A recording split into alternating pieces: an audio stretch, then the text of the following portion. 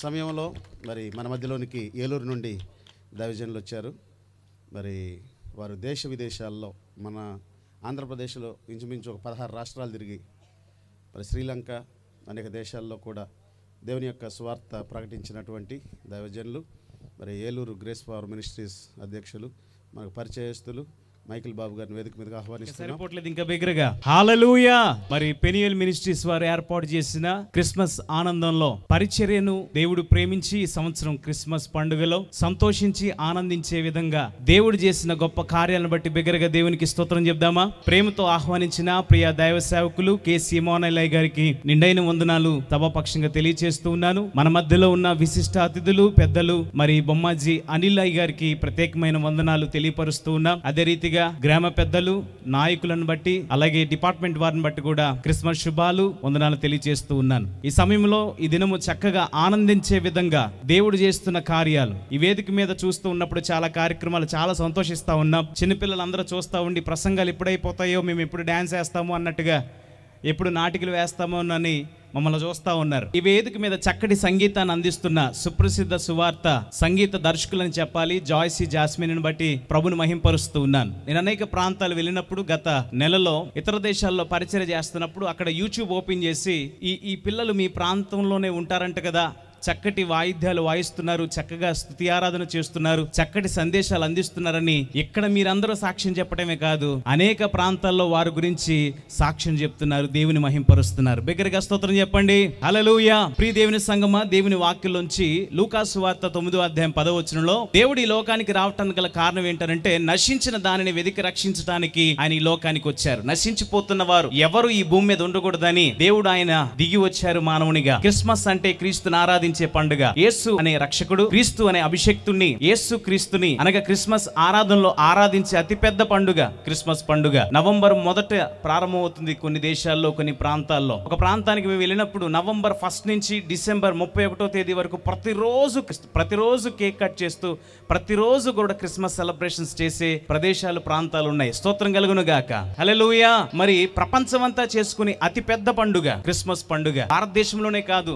China గాని, America దేశం గాని, యూకే గాని, లండన్ గాని, ఏ ప్రాంతానికి వెళ్ళినా సరే అక్కడ మనం చూసిన వెంటనే క్రిస్మస్ ఆనందాన్ని, క్రిస్మస్ సంతోషాన్ని మనం చూడొచ్చు. దేవునికి మహిమ కలుగును గాక. మరి అందరూ కలిసి భారతదేశంలో కూడా అనేక ప్రాంతాల్లో ఈ క్రిస్మస్ పండుగను చేయటం, ప్రపంచ దేశాల్లో ఇది ఒక ప్రాంతానికో, ఒక మతానికో, ఒక కులానికో చెందిన పండుగ కాదు, ప్రపంచమంతా ఆరాధించే పండుగ. యేసయ్య లేకపోతే అసలు క్రిస్మస్ లేదు. యేసు ప్రభులు వారు ఈ భూమి మీదకి రాబట్టి ఈ క్రిస్మస్ మనం చూస్తూ ఉన్నాం, దేవుని నామాన్ని గొప్ప చేస్తూ ఉన్నాం. చాలా ప్రపంచంలో చాలా పండుగలు, ఉత్సవాలు ప్రారంభించబడుతూ ఉంటాయి. కొన్ని సంఘటనలు, కొన్ని సందర్భాల్లో మనం చూస్తే కొన్ని దినాలకు అవి కనుమరుగైపోతాయి, పాతవైపోతాయి, తెరమరుగైపోతాయి. కానీ 2000 సంవత్సరాల క్రితము ప్రారంభించబడిన ఈ క్రిస్మస్ నేటికి కూడా ఇది గొప్ప శుభవర్తమానంగా మనం నేటికి కూడా దీని గురించి సందడి ఆనందముతో క్రిస్మస్ ఆరాధనలో కూర్చొని దేవుని నామాన్ని మహింపరుస్తున్నాం. హల్లెలూయా. నేటికి కూడా ఆనందించే గొప్ప పండుగ. పరలోకం నుండి దేవదూతలు దిగివచ్చి పాటలు పాడిన పండుగ. పరలోకం నుండి దేవదూతలు దిగివచ్చి సర్వోన్నతమైన స్థలములో దేవునికి మహిమ, ఆయనకి ఇష్టలైన వారికి భూమి మీద సమాధానం అని పాటలు పాడి గొప్ప చేసిన పండుగ. చాలా మంది బర్త్డేస్ కి మనం వెళ్ళి గిఫ్ట్స్ ఇస్తాం. మీరు ఇస్తారా లేదా? ఈ రోజున యేసు ప్రభుల వారి యొక్క ఈ క్రిస్మస్ ఆరాధనలో మనం ఆయనకు కూడా బహుమతినిచ్చే వారిగా ఉండాలి. ఏం బహుమతి అంటే ఆయన ఒక విలువైన బహుమతి మన దగ్గర నుంచి కోరుతున్నారు, అది మనమై ఉండాలి. స్తోత్రం కలుగును గాక. హల్లెలూయా. మనమే ఆయనకు కానుక అర్పించబడినప్పుడు ఈ క్రిస్మస్ అది గొప్ప బహుమతిగా దేవుడు తీసుకుంటాడు. స్తోత్రం కలుగును గాక. ఆయన జననాన్ని గురించి ఒక విషయాన్ని జ్ఞాపకం చేస్తున్నాను, దయచేసి శ్రద్ధ కలిగి వినండి. యేసు ప్రభులు వారి యొక్క జననాన్ని, పరిశుద్ధమైన జననం ఆయన జననం. రెండవదిగా పాపుల కొరకు జన్మించారు ఆయన. మూడవదిగా మనందరినీ పరలోక మార్గానికి నడిపించడానికి ఆయన ఈ భూమి మీద జన్మించారు. స్తోత్రం కలుగును గాక. చాలా పాత్రలు ప్రభు ఈ లోకానికి రావటానికి, ఈ లోకంలో ఆయన రాజకుమారుడిగా జన్మించడానికి ఒక విషయాన్ని జ్ఞాపకం చేస్తున్నాను. ఒక యాచకుడు వృద్ధాప్యంలో ఉండి చాలా దీన స్థితిలో, ఆదరించేవారు లేక, పట్టిడన్నం పెట్టేవారు లేక, ఆయన ఉండటానికి కానీ నివాసం చేయటానికి కానీ ఎవ్వరూ చోటివ్వని పరిస్థితుల్లో తన కళ్ళ ముందు ఒక పెద్ద అంతఃపురం ఉండేదంట. ఆ అంతఃపురం రాజుగారి భవనం. అందులో వందలాది గదులు ఉండే. తన ఆశపడి, ఇదిగో ఒక్కసారి నన్ను ఎవరు పట్టించుకోవటం లేదు కనుక నేను ఆ ద్వారం దగ్గరికి వెళ్ళి నాకు అవకాశం ఇవ్వండి, నేను ఏదో ఒక గదిలో ఒక మూల పడుకొని నేను విశ్రాంతి తీసుకుంటాను, నాకు పట్టిడన్నం పెడితే చాలని చెప్పి ఆ యొక్క ఆ ద్వారం దగ్గరికి వెళ్ళి తలుపు తడతా ఉంటే కొంతమందికి బయటకు వచ్చి, ఏయ్ ఇది ఎవరు పడతాలు ఉండటానికి వీల్లేదు, ఇది రాజుగారు నివసించే స్థలం, ఇది గొప్ప అంతఃపురం, ఇక్కడ ఎవరు ఉండటానికి వీల్లేదని పంపించేసేవారంట. అలాగే వెళ్ళిపోయి ఆ చెట్టు కింద కూర్చొని చూడండి, ఆ యాచకుడు గొంగలి కప్పుకునేవాడు, చేతికర్ర ఉండేది, ఆ గొంగలి కప్పుకొని ఆ చేతికర్ర పట్టుకుని అక్కడే కూర్చుంటే ఒకరోజు ఒక వ్యక్తి వచ్చి ఆయనను పలకరించి, నాయన ఎందుకు బాధపడుతున్నావు, దిగులు పడుతున్నావు అంటే, అయ్యా నేను ఎండకి ఎండిపోతున్నాను, వానకు తడిచిపోతున్నాను, ఇదిగో చలికి ఇదిగో నేను ఎంత వణికిపోతున్నాను, నాకు నివసించడానికి గృహం లేదు, నివసించడానికి ఇల్లు లేదు, నేను ఉండటానికి బ్రతకడానికి తినటానికి నాకు ఏ సౌకర్యాలు లేవు, దయచేసి నాకు ఏదైనా కల్పించండి అంటే, నువ్వు అంతఃపురంలో ఉంటావా, ఆ రాజభవనంలో ఉంటావా అని చెప్పి ఆయన అడిగితే ఈయన వెంటనే సంతోషించాడంట. అవునా, నేను చాలాసార్లు వెళ్ళాను కానీ నన్ను పంపించేశారయ్యా, నెట్టేశారయ్యా అంటే, లేదు నేను తీసుకెళ్తాను, వస్తావా అంటే తీసుకొని వెళ్ళారంట. ఆయనతో పాటు ఈయన వెళ్తా ఉన్నప్పుడు తలుపులు తీయబడ్డాయి. లోపలికి వెళ్ళంగానే తలుపులు తీశారు, ఏమీ అనట్లా. ఆయన అక్కడ చూసి ఆశ్చర్యపడిపోయారు, ఇదేంటి ఎన్నోసార్లు నేను ఇక్కడికి వచ్చాను, ఈ తలుపు దగ్గరికి వచ్చాను కానీ నన్ను నెట్టేశారు, పంపించేశారు, కానీ ఈసారి మాత్రం తలుపులు తీశారు, అలాగే చూస్తున్నారు, నన్ను ఏం అంటలేదు, ఒకవేళ ఎక్కువసేపు ఇక్కడే ఉంటే మళ్ళీ వెనక పంపించేస్తారేమోనని చెప్పి పరిగెత్తుకుంటూ అమాంతంగా లోపలికి వెళ్ళిపోయాడంట. స్తోత్రం కలుగును గాక. లోపలికి వెళ్ళాక కూడా నమ్మశక్యం కాలేదు. ఇదిగో ఆ లోపలికి తీసుకెళ్లిన వ్యక్తి రాజుగారిని పిలిచి, నాయన ఇదిగో ఈ వ్యక్తిని నేను తీసుకొచ్చాను, ఈయనకి ఆహారం కావాలి, ఇక్కడ ఉండటానికి నివాసం ఏర్పాటు చేయండి, ఒక గది ఇవ్వండి అంటే వెంటనే ఆయన ఓకే రెడీ అని అక్కడ ఉన్న పని వాళ్ళందరూ కూడా పిలిచి, ఈ వ్యక్తి ఇక్కడ ఉంటాడు, ఈయనకి అన్ని ఏర్పాటు చేయండి అని చెప్పారు. ఈ కూర్చున్న వ్యక్తి ఆ భోజనం టేబుల్ దగ్గర కూర్చొని సందేహపడుతున్నాడు, అయ్యో నాకు భోజనం పెడతానన్నారు, ఉండటానికి ఉండమన్నారు, మరి ఎన్ని రోజులు ఉండమంటారో, నన్ను ఒక పూట ఉండమంటారో, 2 రోజులు ఉండమంటారో, 3 రోజులు ఉండమంటారో, మరి లేకపోతే వారం ఉండి పంపించేస్తారని చెప్పి చాలా ఆందోళన పడుతున్నాడు. ఆయన కంగారు పడిపోతున్నాడు. కంగారు పడిపోతూ ఉండబట్టలేక అక్కడున్న పని వాళ్ళందరినీ కూడా పిలిచి, నాయన ఇదిగో నేను ఇక్కడ ఉన్నాను, నన్ను ఇక్కడ ఉండమన్నారు, ఎన్ని రోజులు ఉంటాను నేను, ఎన్ని రోజులు ఉంచుతారు, ఎన్ని రోజులు పంపించేస్తారు అంటే వెంటనే ఆ పని వాళ్ళందరూ చెప్పారంట, ఎందుకు నిన్ను ఎవరు పంపిస్తారు, ఎవ్వరు నిన్ను పంపించరు, నిన్ను తీసుకొచ్చింది ఎవరో తెలుసా, రాజకుమారుడు అని చెప్పాడంట. స్తోత్రం కలుగును గాక. రాజకుమారుడే నిన్ను ఈ అంతఃపురంలోనికి తీసుకొచ్చి రాజుగారికి పరిచయం చేశాడు. చూడండి ప్రియ దేవుని సంగమా, మనందరినీ కూడా పరలోకములో ఉన్న తండ్రి దేవుడు రాజు, ఆ రాజకుమారుడిగా ఈ భూలోకానికి దిగివచ్చి నిన్ను నన్ను మనందరినీ పరలోక రాజ్యానికి తీసుకెళ్ళటానికి ఆయనే దీనుడుగా పశుశాలలో తనను తాను తగ్గించుకొని మనందరికీ అందుబాటులో ఉండి, ఆయన ఎంతగా తగ్గించుకున్నాడంటే చూడండి, ఆయన పశువుల పాకలో పరండబెట్టి అంతగా ఆయనను తగ్గించుకొని మన కొరకు రాజకుమారుడిగా జన్మించాడు. చెప్పలు కూడా దేవుని నామమున మహింపరుద్దాం. హల్లెలూయా. ఈ క్రిస్మస్లో చాలామంది చాలా పాత్రలు పోషించారు. ఇక్కడ కూర్చున్న మీరు కూడా దేవుని కొరకు వాడబడే పాత్రలుగా ఉండాలని ప్రభు పేరట నేను మనవి చేస్తున్నాను. చాలామంది సంఘాల్లో మేము దేవుని పాత్రగా ఉంటామన్న వాళ్ళు చేయి చూపించండి ఒకసారి. కొంతమంది అంటారు మేము పెద్ద పాత్ర అయి ఉండాలండి, 50 కేజీలు డబరా అయి ఉండాలండి, 100 కేజీలు డబరా అయి ఉండాలండి అంటారు. దేవుని మందిరంలో ఒక మాట చెప్తున్నాను, మనం పెద్ద పాత్ర అయితేనే వాడబడాలి, పెద్ద పాత్ర అయితేనే నేను అన్నీ చేస్తాను అని మాత్రం ఎప్పుడు అనుకోబాకండి. చిన్న పాత్ర అయినా సరే, చూడండి టీ పాత్ర చూసారా, ప్రతిరోజు పొద్దునే తీస్తాం, ప్రతిరోజు వాడతాం దాన్ని. చిన్న టీ పాత్ర అయినా ఉపయోగపడుతుంది. నువ్వు దేవుని సన్నిధిలో పెద్దగా ఉండాల్సిన అవసరం లేదు. చిన్న పాత్రగైనా నా పరిచర్య చేయి, చిన్న పాత్రగైనా నుండు, దేవుడు నిన్ను గొప్పగా వాడుకుంటాడు. స్తోత్రం కలుగును గాక. ఈ క్రిస్మస్లో చాలామంది చాలా పాత్రలుగా ఉపయోగపడ్డారు. చూడండి, క్రిస్మస్లో గాబ్రియేలు దూత గురించి మీకు చెప్పాలంటే, పరలోకం నుండి దిగి వచ్చిన దూత గాబ్రియేలు దూత. ఈ రోజు నువ్వు నీ స్థాయిని దిగి దేవుని సందులో ఉంటే గనక దేవుడు నిన్ను గొప్పగా హెచ్చిస్తాడు. హల్లెలూయా. గాబ్రియేలు దూత ప్రజలందరికీ ధైర్యం ఇచ్చిందా లేదా? అక్కడున్న ప్రజలకు, గొర్రెల కాపురులకు అందరికీ కూడా ధైర్యం చెప్పింది. మరియమ్మకు ధైర్యం చెప్పింది, యేసేపుకు ధైర్యం చెప్పింది. అందుకని మనం చాలాసార్లు భయపడిపోతూ ఉంటాం చిన్న విషయాలకు కూడా. బైబిల్ గ్రంథం చెప్తా ఉంది, 365 రోజులు కూడా నీతో మాట్లాడుతున్నాడు దేవుడు, భయపడొద్దని 365 సార్లు బైబిల్లో ఆ మాటను రాయించారు. స్తోత్రం కలుగును గాక. కనుక గాబ్రియేలు దూత రెండవదిగా ధైర్యం చెప్పింది, మూడవదిగా దైవ సందేశం ఇచ్చింది. ఏం చెప్పిందండి? దైవ సందేశం ఇచ్చింది. చూడండి, క్రిస్మస్లో మరియ పాత్ర ఉందా లేదా? మరియ పాత్ర ఉందా? క్రిస్మస్లో మరియ పాత్ర దయనొందిన స్త్రీ ఆమె. చూడండి, అలాగే ధైర్యంగా జీవించిన స్త్రీ ఆమె. నిజంగా ధైర్యంగా జీవించింది కనుక ఆ గొప్ప పాత్రగా దేవుని పని కొరకు వాడబడింది. ధన్యురాలైన స్త్రీ. ఇంకొక మాట జ్ఞాపకం చేస్తున్నాను, యేసేపు గారు కూడా గొప్ప పాత్ర పోషించారు. ఆయన నీతిగా జీవించాడు, ఆయన నిజాన్ని గ్రహించాడు. స్తోత్రం కలుగును గాక.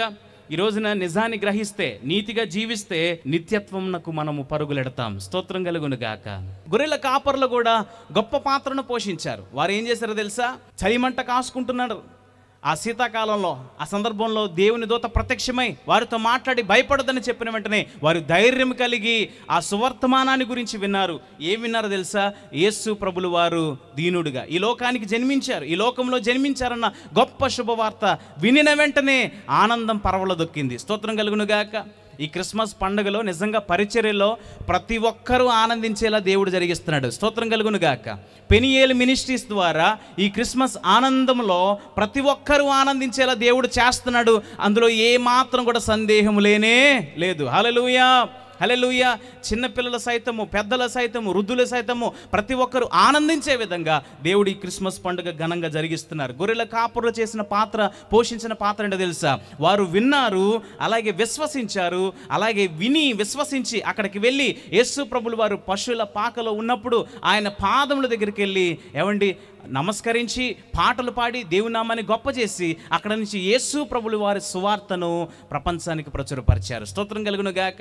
ప్రవచనాలు నెరవేర్పు కొరకే యేసయ్యలో జన్మించారు. ఆయన ప్రవచనాలు నెరవేర్పు చేశాడు. ఏది అసంపూర్ణంగా దేవుడు విడిచిపెట్టలేదు. యేసయ్య ఈ లోకంలో జన్మించారు, యూదయ దేశపు బెత్లెహేములో జన్మించారు. ఆయన ప్రవచనాల నెరవేర్పు కొరకు అక్కడ నుండి హేరోదుకు కలిగిన దుష్ట ఆలోచనను బట్టి ఆ ప్రాంతము నుండి ఐగుప్తునకు వెళ్ళి ఐగుప్తులో 3.5 సంవత్సరాలు అక్కడ ఉండి అక్కడ నుండి మళ్ళా నజరేతు వాడుగా పిలువబడటానికి అక్కడ నుండి మళ్ళా 26.5 సంవత్సరాలు నజరేతు వాడుగా పిలువబడటానికి ప్రవచనాలు నెరవేర్పు కొరకే ఆయన మళ్ళా నజరేతు రావటం జరిగింది. స్తోత్రం కలుగునుగాక.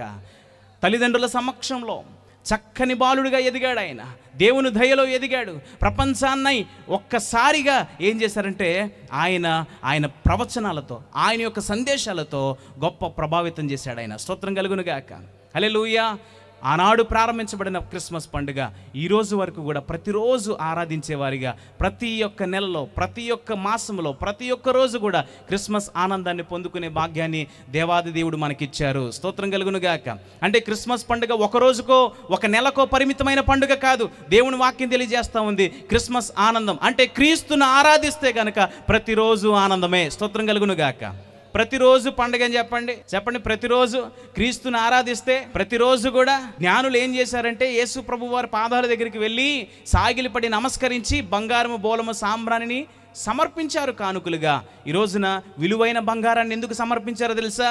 యేసయ్య పాదాల దగ్గర ఎందుకు పెట్టారో తెలుసా? యేసయ్య పాదాల దగ్గర విలువైన బంగారాన్ని పెట్టి ఆయన రాజకుమారుడని గుర్తించి జ్ఞానులు ఆయన పాదాల దగ్గర ఏం చేశారో తెలుసా? రాజరికానికి గుర్తైన బంగారాన్ని తీసుకెళ్ళి ఆయన పాదాల దగ్గర పెట్టారు. ఇంకొక జ్ఞాని బోలాన్ని తీసుకెళ్ళి పెట్టాడు. ఎందుకు పెట్టాడు బోలం? ఆ దినాల్లో వైద్యానికి వాడేవారు. ఈ దినాల్లో పెద్ద పెద్ద మెడిసిన్లో వాడుతూ ఉంటారు. ఆ బోలాన్ని తీసుకెళ్ళి ఎందుకు పెట్టారంటే యేసు ప్రభులు వారు పరమ వైద్యుడు. స్తోత్రం కలుగును గాక. ఈ లోక వైద్యులకు అంతు చెక్కనిది ఏ వ్యాధైనా యేసు ప్రభులు వారి ద్వారా స్వస్థత పొందాల్సిందే. హల్లెలూయా. బోలాన్ని ఆయన పాదాల దగ్గర పెట్టారు. మూడోది సాంబ్రాణి పెట్టారు ఆయన పాదాల దగ్గర. కారణం ఏంటో తెలుసా? ఆయన పూజార్హుడని వారు గుర్తించి ఆయన పాదాల దగ్గర సాంబ్రాణి పెట్టారు. స్తోత్రం కలుగును గాక. కనుక జ్ఞానులు గుర్తించి బంగారము, బోలము, సాంబ్రాన్ని పెట్టారు. ఈ రోజున యేసయ్య పాదాల దగ్గర నువ్వు ఉన్నావు, ఆయన పాదాల దగ్గర కూర్చున్నావు. నువ్వు ఈ రోజున ఒక బహుమతి నువ్వు యేసయ్యకి ఇవ్వాలి. పుట్టినరోజులకు వెళ్తే ఖాళీకి వెళ్తారా? ఉట్టి చేతులు వెళ్తారా? కాస్త తలాడించండి. మీ ఆనందాన్ని నేను ఏమాత్రం ఆపను. అయ్యగారు ప్రసంగికులుగా మమ్మల్ని పిలవలా. మమ్మల్ని కానీ, ఇక్కడ కూర్చున్న సేవకులను కానీ, ఇక్కడ కూర్చున్న పెద్దలను కానీ, నాయకులు కానీ, కుటుంబ సభ్యులుగా మనలందరినీ ఆయన ఆహ్వానించారు. ఈ యొక్క క్రిస్మస్ ఆనందంలో మనం కూడా పరవశించి యేసయ్య నామాన్ని గొప్ప చేసే భాగ్యాన్ని దైవ సేవకులు కేసీ ఇమానుయేల్ ద్వారా దేవుడు మనకు అనుగ్రహించారు. స్తోత్రం కలుగునుగాక. హల్లెలూయా, హల్లెలూయా. మరి పుట్టినరోజుకు ఊరికి వెళ్దాం, ఏదో చిన్న గిఫ్టో పెద్ద గిఫ్టో తీసుకుని వెళ్తాం. కాస్త బట్టలు కొనుక్కోటా కానీ ఏదైనా చేతిలో పెడతాం, ఒక టీషర్ట్ కొనుక్కోటైనా డబ్బులు ఇస్తాం కదండి. ఉట్టి చేతులు వెళ్తాం లేదా? మరి క్రిస్మస్ పండుగలో, క్రీస్తుని ఆరాధించే పండుగల్లో నువ్వు ఎలా వచ్చావు? దేవుడు కోరుతున్నాడు, ఒక విలువైన కానుక ఇమ్మంటున్నాడు మిమ్మల్ని. ఏమిమ్మంటున్నాడు ఆయన? విలువైన, ప్రపంచంలో అన్నిటికన్నా విలువైనది ఏంటో తెలుసా? మనమే. స్తోత్రం కలుగును గాక. మనం ఆయనకి కానుకగా మార్చబడితే దైవ దీవులు మనం పొందుకుంటాం. దేవుని వాక్యాన్ని పంచుకున్నటువంటి దైవజనులు గ్రేస్ పవర్ మినిస్ట్రీస్ ఏలూరు మరి మైకిల్ బాబు గారికి, అలాగే గ్రేస్ గారికి, వారితో వచ్చిన మరి సిస్టర్స్కి వందనాలు తెలియజేస్తూ ఉన్నాను.